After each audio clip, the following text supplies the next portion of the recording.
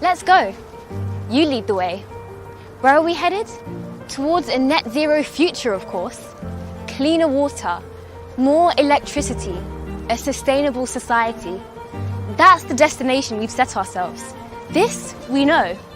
Yes, we know exactly where we're going, but we need to get there quicker. So, let's build on the progress we've already made by working and walking together. With the right partners, tools and ideas, we'll become an unstoppable force. This we know. Right now, there are businesses who are putting technology and sustainability at the heart of everything they do. Brave leaders turning maybes into realities and building something better for everyone. Now is the time to look to the future and reinvent ourselves today, empowering others to do the same tomorrow. Yes, we know what the future holds, and we know how to get there. So, let's take charge of the journey today.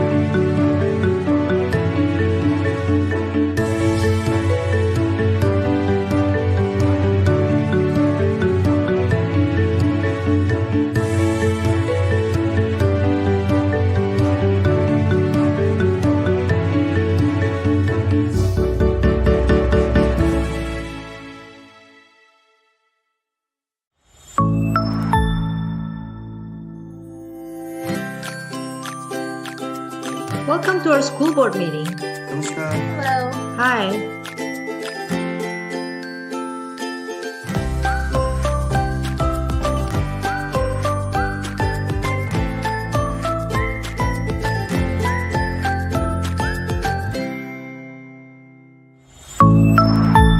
Spifio, access in any language.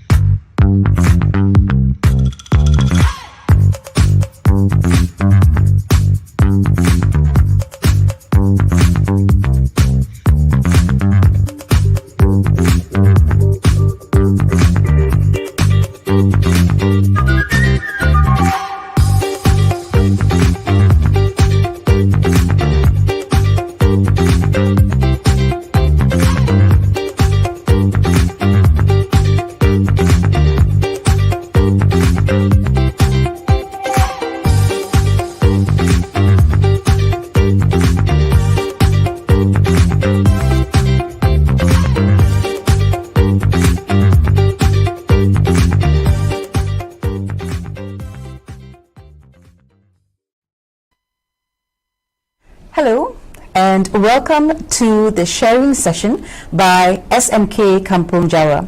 It has been shortlisted as the top 10 World Best School competition for the category of overcoming adversities.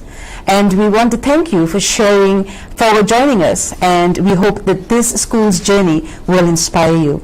Let me start with some introduction. My name is Anne Jones, and I am the moderator for this session. And we have with me Cikgu Lin, as we would like to call her, and we've got the principal, Datin Aisha. And we have a student, our star student here, and she is Miss Sagai.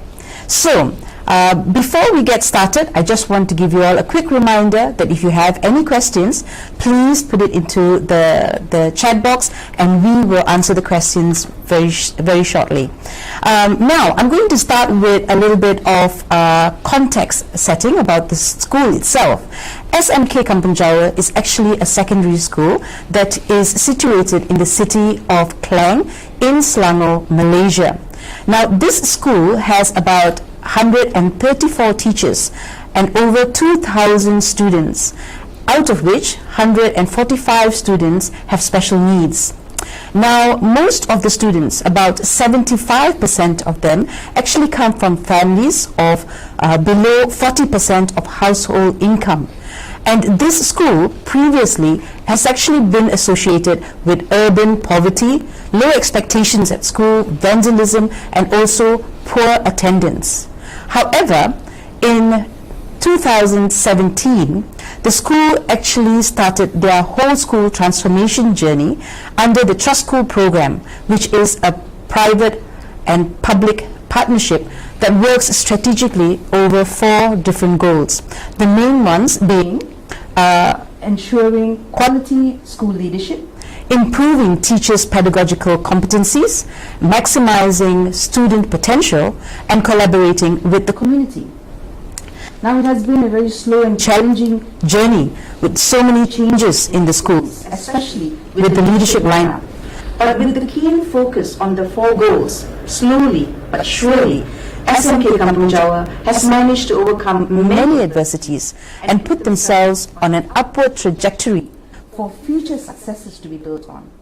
As a result, when most of the schools were grappling with many new normals as a practice during the global pandemic, this school actually used its learnings to problem solve and to monitor and evaluate their successes.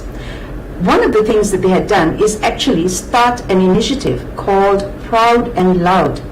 And the 2 main tools of engagement that they used to empower everyone was firstly to empower the teachers so that they will receive bite-sized training to embrace the digital learning that they had to do. And the second one was to collaborate with the local community.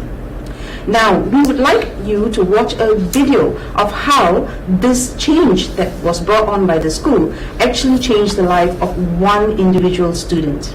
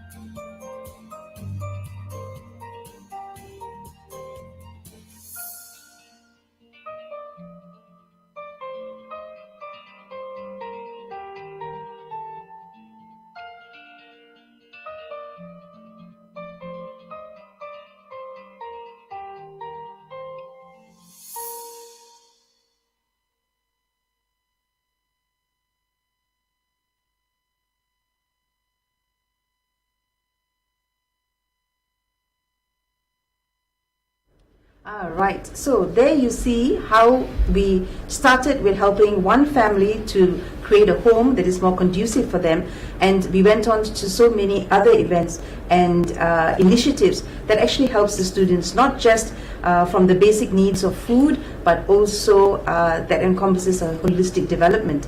And I think that one of the things that we probably need to take note of was when you saw the word PPKI students, they are the SEN, the special needs students that we have there. And you can see that they had a lot of great talent that was shown in the video. So now I would like to actually ask a question to Puan Lin, who will be able to give us a better picture because she was there from that ground zero.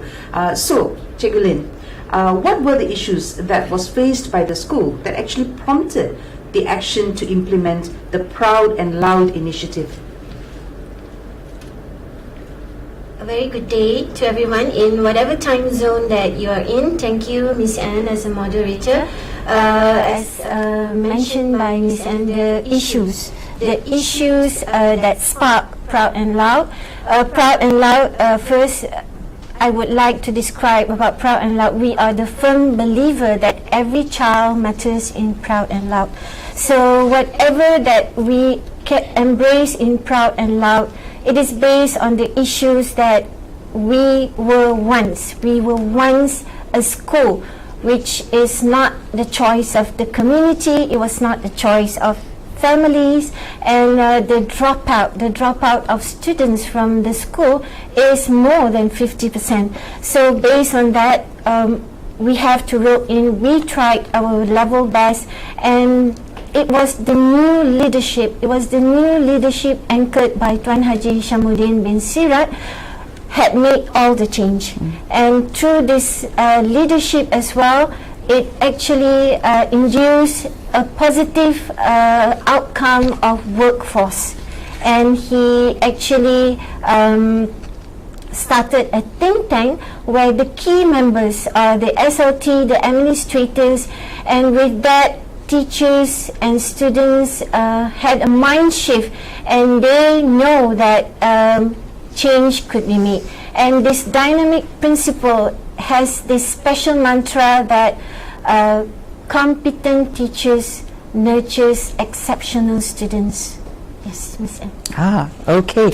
That's really very interesting. The fact that it used to be a dropout of 50% of students, you know, and for the leadership team to come together to actually build them up. Now, could you explain what were the behavior changes that was probably the things that you could observe among the senior leadership team, maybe even the middle leaders and the teachers? What kind of changes did you see in their behavior? The changes made by Tuan Haji Shamuddin was that he embraced the distributed leadership. He entrusted us to actually guide teachers. He has confidence in us that we could actually carry out the legacy, and we did. And teachers are much more very positive, and they could see that the change has actually bring confidence to the community and to the families to actually bring in their children to the school. Right, wonderful. I think the fact that, if the community was more confident, then I'm sure that that will have a very good trickling effect to the students and the teachers as well. And I'm sure that that would really make them feel very motivated to continue teaching. Now, what do you think were the physical changes that you could see in the school? The first physical change, we just had our first 21st century classroom, and we wish that we could have more than one 21st century classroom. And actually, this particular classroom is equipped with only basic, so we hope that we could rope in more, we could expand on the resources more to actually have more 21st century classrooms and more sports equipments for our students. Right, okay. So we're talking about things that has improved in terms of the physical environment of the classroom. What about the things that were not tangible? What are the changes and impact that you could see in the school? The first impact that is not tangible, that is intangible, we are trying our best to actually provide our special needs students with proper classroom, and we hope that in the near future that there will be help to assist our special needs students to have a more conducive classroom, because at the moment they are in a store with only dividers, and it's truly inconducive, because in one class, in one special need class, there should be only 6 students, but by right now, we have like 9 to 11 students per class. Okay, so those are I think even with that kind of restrictions, they have done a wonderful job, as you can see in the video, the kind of things that those students were able to do. Could I just ask, when we were talking about Proud and Loud, it was a two-pronged approach, which was firstly the collaboration with the community, which you could really see even in the video, and the other one was actually to empower the teachers. Could you elaborate a little bit about the PLCs and the trainings that they went through? Exactly, Ms. Anne. During the pandemic has actually led to bigger issues, because SMK Kampong Jawa, 75% of our students, they come from low-income homes, and if I could convert that to USD, it's like 200 USD of household income for these students. So you can just imagine that the pandemic had led to bigger issues, and we need to prepare our students with devices which they can't afford. So what we did was to mobilize the family, the society, to actually rope in to help us to prepare devices for our students so that they are not being disengaged from lessons. Okay, thank you so much for sharing that with us. Okay, now we're actually going to look at a student's perspective of this. So over to Sagai, could you let us know from your perspective, what are the changes that you could see in the school, and how did it affect you personally? Hello everyone, and thank you for the question, Miss Anne. First of all, I have noticed massive improvement of the attendance, and then every classmate attend their classes every day. For example, I am a class monitor myself, and I feel very happy and proud when I see all my classmates attend their classes. This makes our class even more fun, and it creates this harmony in my class. Besides that, the school's conducive learning environment really motivates me to come to school and study. For example, we have different types of labs and study corners like physics lab, science lab, ICT corners, English corner. The thing is, with these labs and corner, it makes us students to actually come out of our classroom and to learn, which makes our study sessions to be fun and exciting. I have also noticed that the students' behavior are getting better and better. Like they have become a lot more polite, respecting, listening to instructions, and helping out each other, no matter if they are teachers, friends, or classmates. Their actions really inspire me to become like them. That's all, Ms. Anne. Oh, right. Thank you. So that is really interesting that you have said that you are enjoying the class, not just within the classrooms, but actually outside the classroom as well. Could you tell me, what did you notice about teachers themselves? What are the changes that you could see among the teachers? Well, the very first changes that I observed is that all the teachers have become busy caring about the students' health, their attendance, and how they're doing academically. Our school counselors even made more than 500 calls to the students' parents just to make sure they are doing well and to help them out if they have any problems. Since our school teachers have very wide knowledge, they have come up with they have become creative and they've come up with different types of study techniques. For example, we have this thing called CL structure, collaborative learning, such as inside the technique we have little like subtopics like that. We have idea rush, 1-2 group, share and turn. With this type of techniques, we can actually comprehend our topics a lot better and we can study them without the help of textbooks.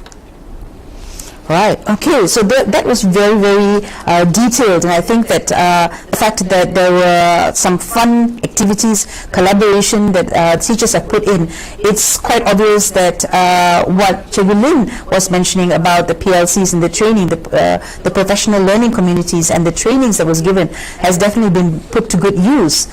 So Sagai, one more question for you.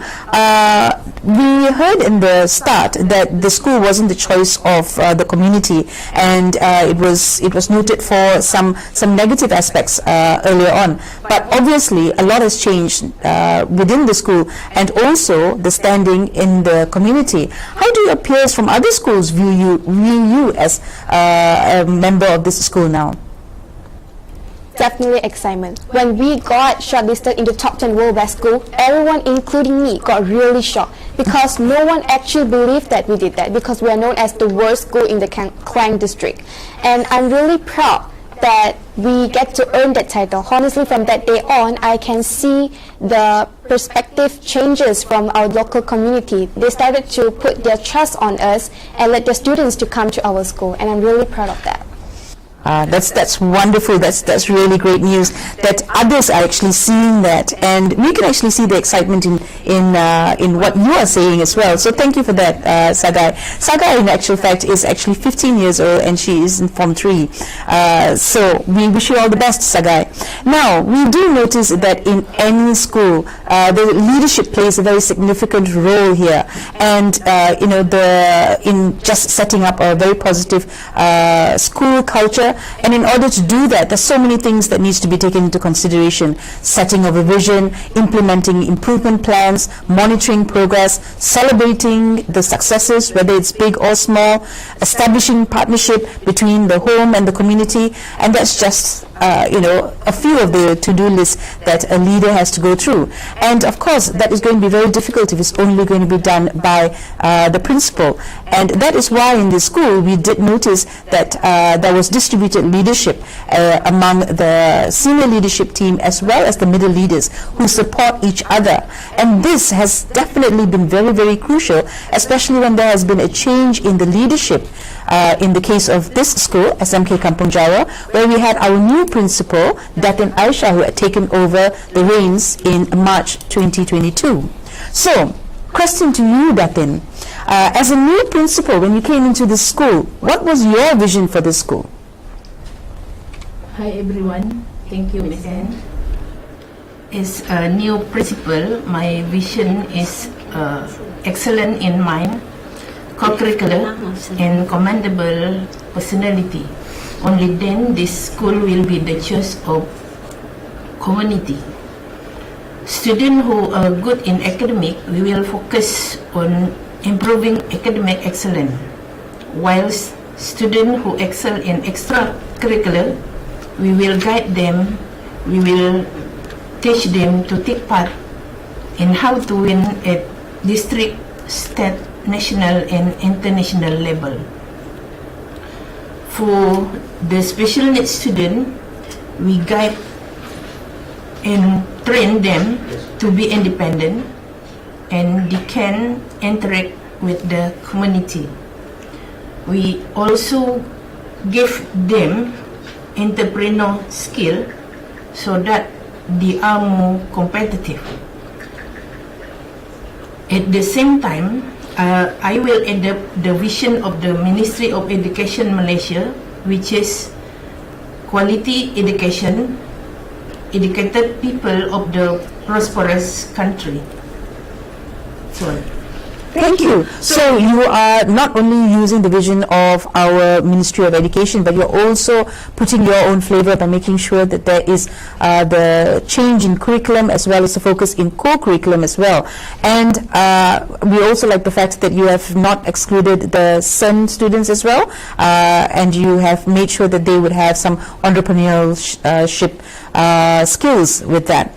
So you came in March. So what are the previous successes that you think you could be building on to make sure that your vision comes to fruition?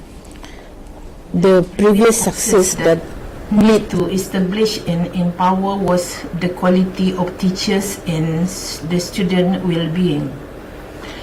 The student leadership needs to be established among the senior leader teachers and middle leader teachers. They need to do action research and share the best practices with other schools. For novice teachers, middle leaders will guide them and share professional learning community so that their teaching and learning are more effective. The mentor-mentee program is very useful for teacher who is less IT literate, meaning young teacher will be mentor to senior teacher. And to provide a conducive infrastructure, the involvement of parent and teacher association, the community and the stakeholder is very important. School belongs to the community. Indeed, the school does belong to the community, and it is good that you are seeing the importance of teachers actually taking on action research, as you mentioned, and the fact that they are supporting each other. Not only are middle leaders looking out for novice teachers, but also the younger teachers actually helping the senior teachers with their digital skills. So that's really good. But what kind of gaps did you see that you wish to address? The gap that need to be addressed is improving discipline and academic excellence. The student need to be strengthened, especially in terms of student attendance. During teaching and learning online in year 2021, the attendance of students reached up to 90%. When it's come to face-to-face schooling, we are aiming for attendance above 90%. Student attendance is monitored by class teachers and counselor, also the student affair unit. When students come to school, only then the students are not left behind. For academic excellence, we divided students into 3 groups, which is star student, Bestari group, and Permata Hati group. We guide and teach them according to their level. We also have academic programs such as Semarak Pagi, Semarak Petang, and Listari Ilmu. Students are also exposed to the technique of answering questions in public exam. I think this program can drive towards academics excellence. Wow, thank you so much for that.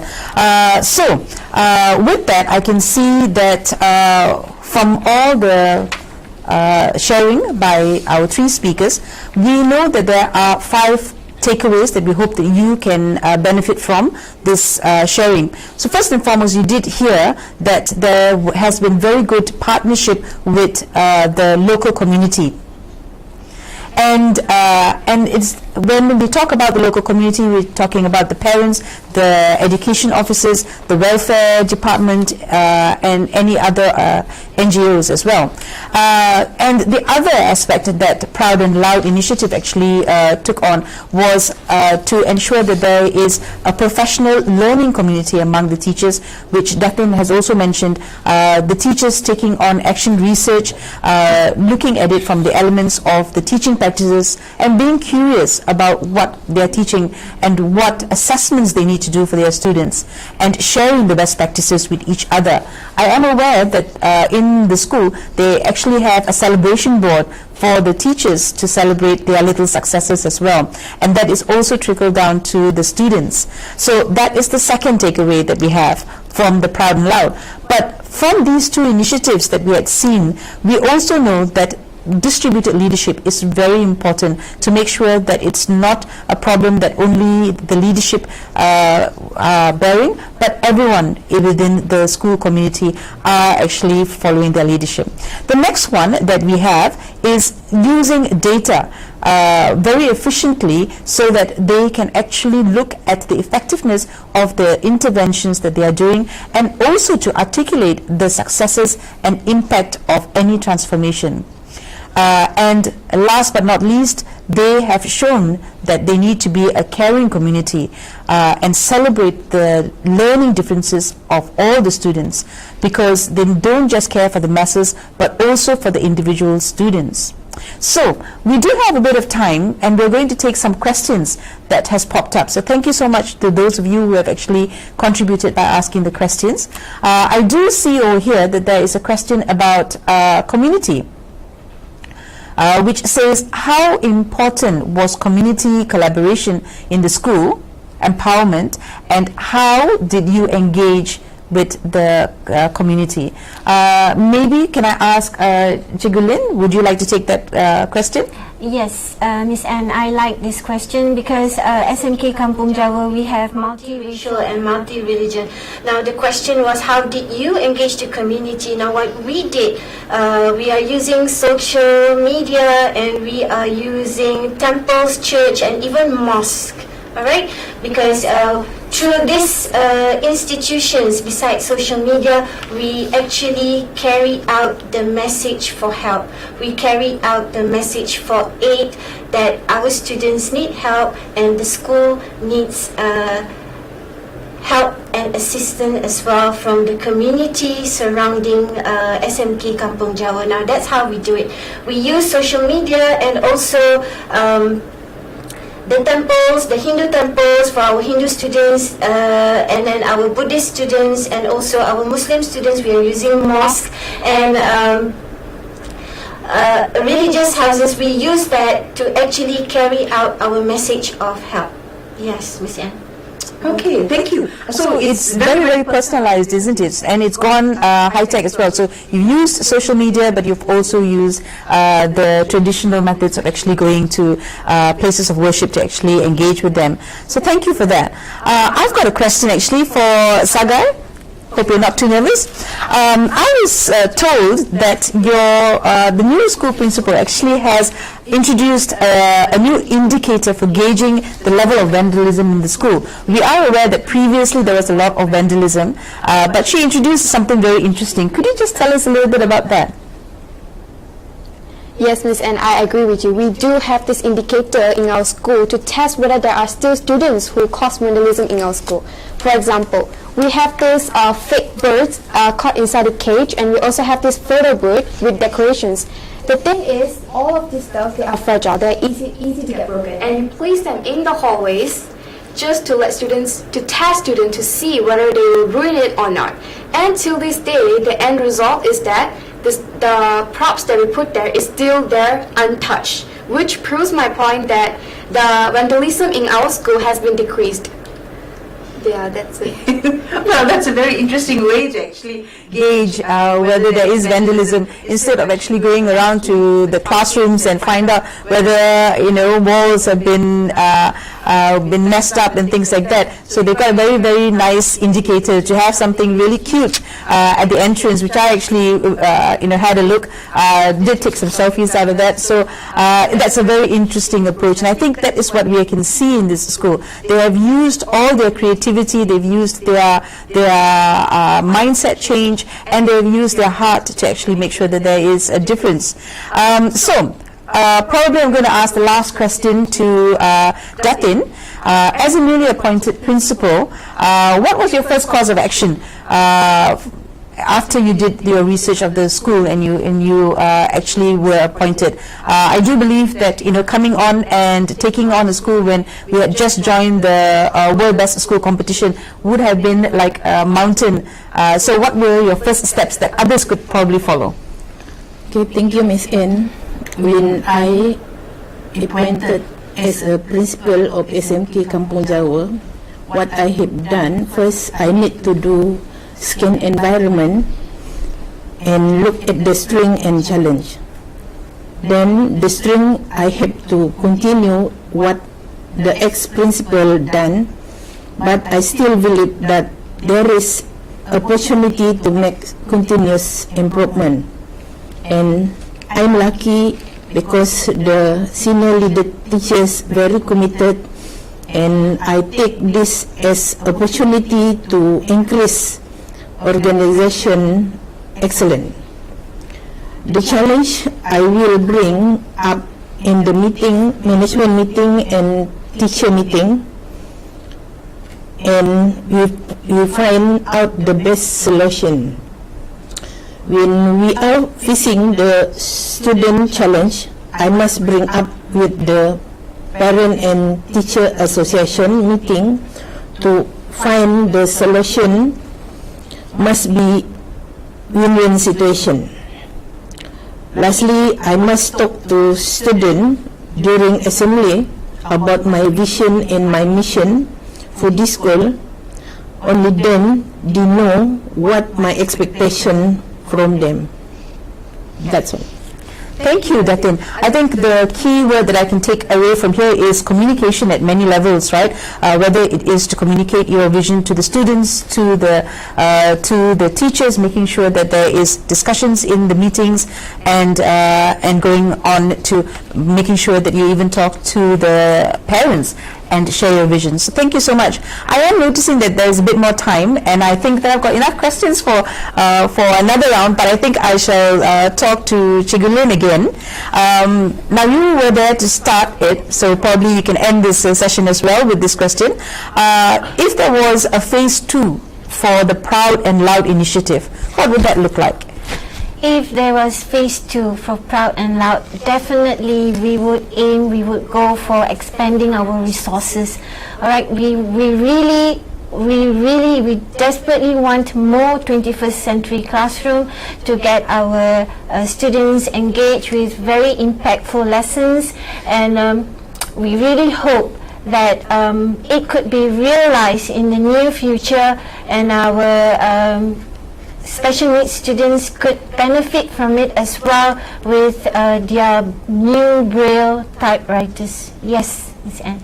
Okay, so you're looking at 21st century classrooms. After all, you've got a very good and strategic plan of getting the teachers all upskilled, whether it is senior teachers, whether it is the younger teachers with your trainings, and you've got the students who are not vandalizing. So I think that's a really good way to actually bring that. So once again, I would just like to articulate that the 5 takeaways that we really would like from this school, that we would like to learn from, is firstly to have a partnership with our local community, making sure that we bring our parents along in this ride. The second one is to make sure that there is a learning community among the teachers, something that each and every one of the teachers feels like they feel safe to actually be learning something from each other. The next one is to have distributed leadership, not just at the senior leadership level, but also at middle leadership, and each teacher is empowered and supported. And the next one would be to use data effectively to drive whatever innovations that the school introduces. And last but definitely not least, to have the students at the heart of it all and make sure that there is a celebration of learning differences. So thank you from all of us at SMK Kampong Jawa. We hope that you have some key messages from us that you can take away and be inspired as well. Thank you so much.